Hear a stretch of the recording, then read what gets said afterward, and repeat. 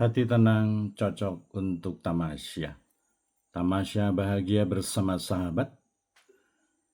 Janganlah mengutamakan hukum manusia, karena anak manusia datang untuk menggenapi hukum Sabat.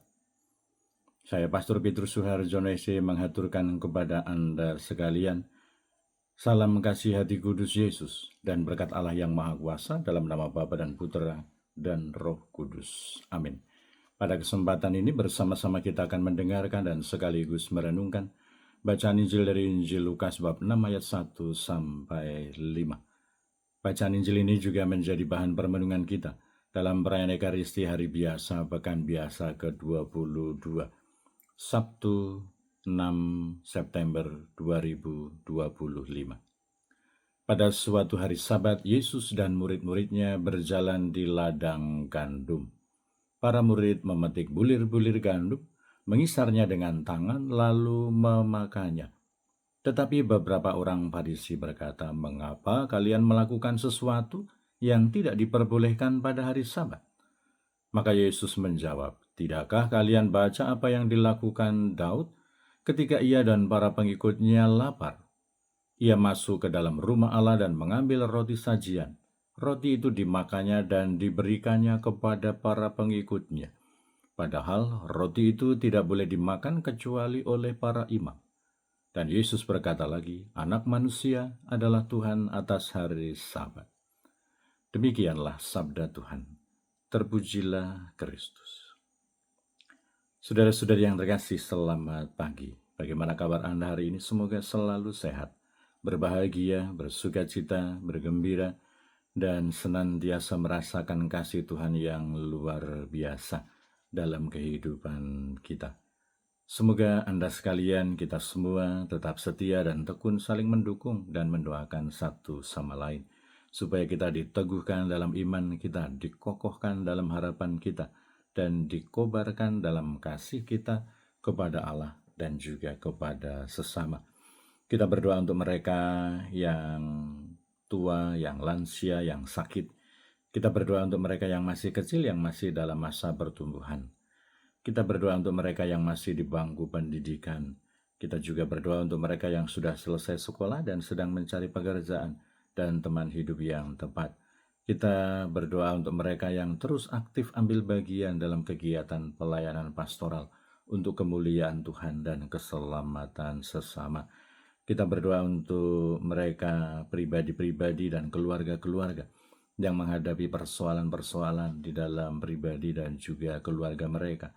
Semoga Tuhan sendiri yang membimbing, yang menolong, yang menghibur, menguatkan, dan mengarahkan mereka untuk menemukan jalan keluar yang terbaik. Kita juga berdoa untuk mereka yang sudah meninggal.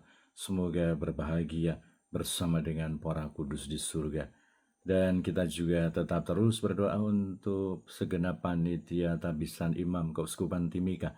Semoga mereka dikaruniai kesehatan yang baik, semangat iman, semangat persaudaraan, semangat tanggung jawab dan kerjasama untuk kemuliaan Tuhan dan kebaikan bersama, supaya tabisan nanti terlaksana dengan baik, dengan penuh sukacita dan juga penuh persaudaraan. Dan kiranya bahwa hari Sabtu biasanya dijadikan sebagai Sabtu Imam. Para umat beriman mendoakan para imamnya dan para imam mendoakan umat beriman supaya kita semakin dikuatkan dalam ikatan cinta kasih kita sebagai anggota tubuh Kristus.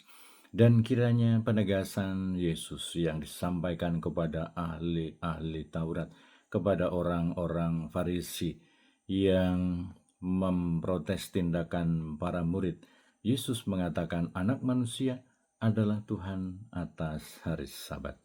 Kiranya mau menunjukkan keberpihakan Yesus akan hidup manusia, akan keselamatan manusia. Memang peraturan dan segala kewajiban yang ada di dalam kehidupan manusia yang dibuat oleh manusia ini memang penting dan perlu untuk kita perhatikan, kita taati.